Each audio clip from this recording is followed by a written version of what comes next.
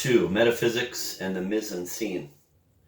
In the Louvre there is a work by a primitive painter, known or unknown I cannot say, but whose name will never be representative of an important period in the history of art. This painter is Lucas van den Leyden, and in my opinion he makes the 4 or 5 centuries of painting that come after him inane and useless. The canvas I speak of is entitled The Daughters of Lot, a biblical subject in the style of the period. Of course, the Bible in the Middle Ages was not understood in the same way we understand it today, and this canvas is a curious example of the mystic deductions that can be derived from it. Its emotion, in any case, is visible even from a distance. It affects the mind with an almost thunderous visual harmony, intensely active throughout the painting, yet to be gathered from a single glance. Even before you can discern what is going on, you sense something tremendous happening in the painting. And the ear, one would say, is as moved by it as the eye. A drama of high intellectual importance seems massed there, like a sudden gathering of clouds which the wind or some much more direct fatality has impelled together to measure their thunderbolts.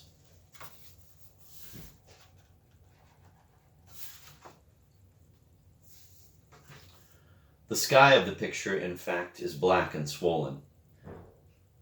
But even before we can tell that the drama was born in the sky, was happening in the sky, the peculiar lighting of the canvas, the jumble of shapes, the impression the whole gives at a distance, everything betokens a kind of drama of nature for which I defy any painter of the great periods to give us an equivalent. A tent is pitched at the sea's edge, in front of which Lot is sitting, wearing full armor and a handsome red beard, watching his daughters parade up and down as he were a guest at a prostitute's banquet. And in fact, they are strutting about, some as mothers of families, others as Amazons, combing their hair and fencing as if they had never had any other purpose than to charm their father, to be his plaything or his instrument. We are thus presented with the profoundly incestuous character of the old theme, which the painter develops here in passionate images. Its profound sexuality is proof that the painter has understood his subject absolutely as a modern man, that is, as we ourselves would understand it. Proof that its character of profound but poetic sexuality has escaped him no more than it has eluded us.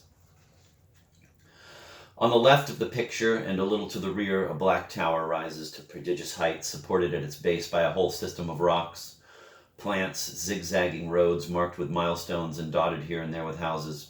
And by a happy effect of perspective, one of these roads at a certain point disengages itself from the maze through which it has been creeping, crosses a bridge, and at last receives a ray of that stormy light which brims over between the clouds and showers the region irregularly.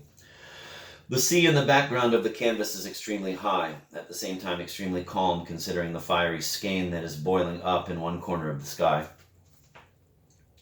It happens that when we are watching fireworks, the crackling nocturnal bombardment of shooting stars, skyrockets, and Roman candles may reveal to our eyes in its hallucinatory light certain details of landscape wrought in relief against the night, trees, towers, mountains, houses, whose lighting and sudden apparition will always remain definitely linked in our minds with the idea of this noisy rending of the darkness. There is no better way of expressing this submission of the different elements of landscape to the fire revealed in the sky of this painting than by saying that even though they possess their own light, they remain in spite of everything related to the sudden fire as dim echoes, living points of reference born from it, and placed where they are to permit it to exercise its full destructive force. There is, moreover, something frighteningly energetic and troubling in the way the painter depicts this fire, like an element still active and in motion, yet with an immobilized expression. It matters little how this effect is obtained. It is real. It is enough to see the canvas to be convinced of it.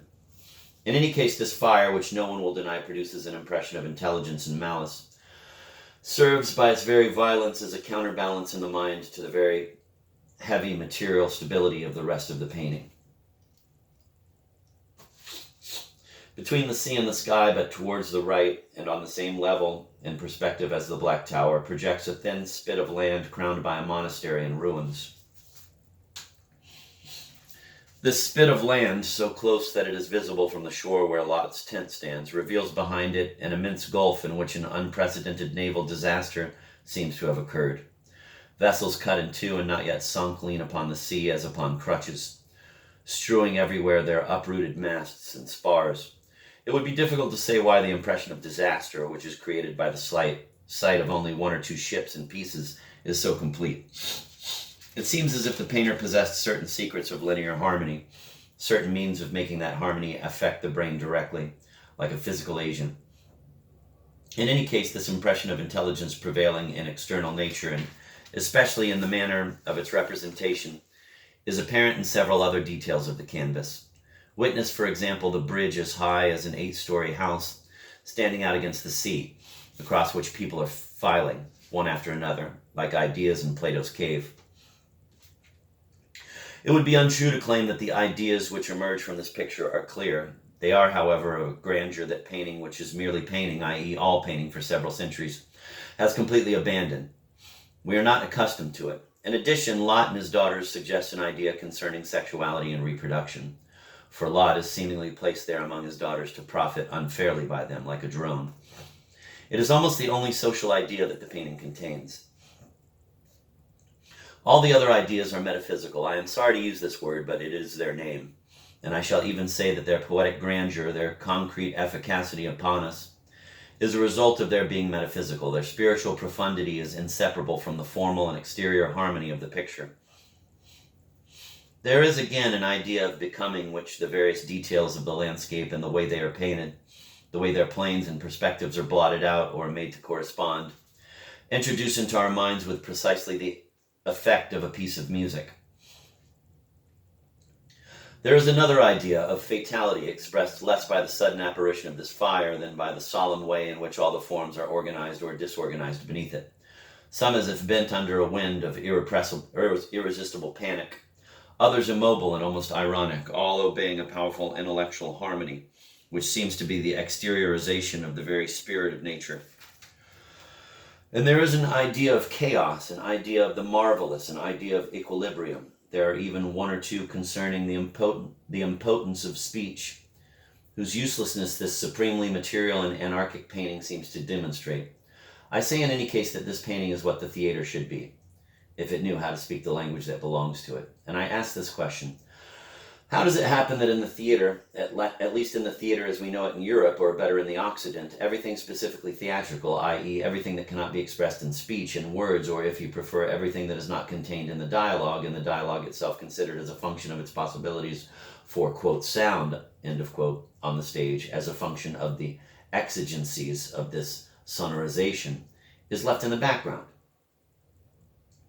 How does it happen, moreover, that the Occidental theater, I say Occidental because there are fortunately others like the Oriental theater, which have preserved intact the idea of theater, while in the Occident this idea, like all the rest, has been prostituted?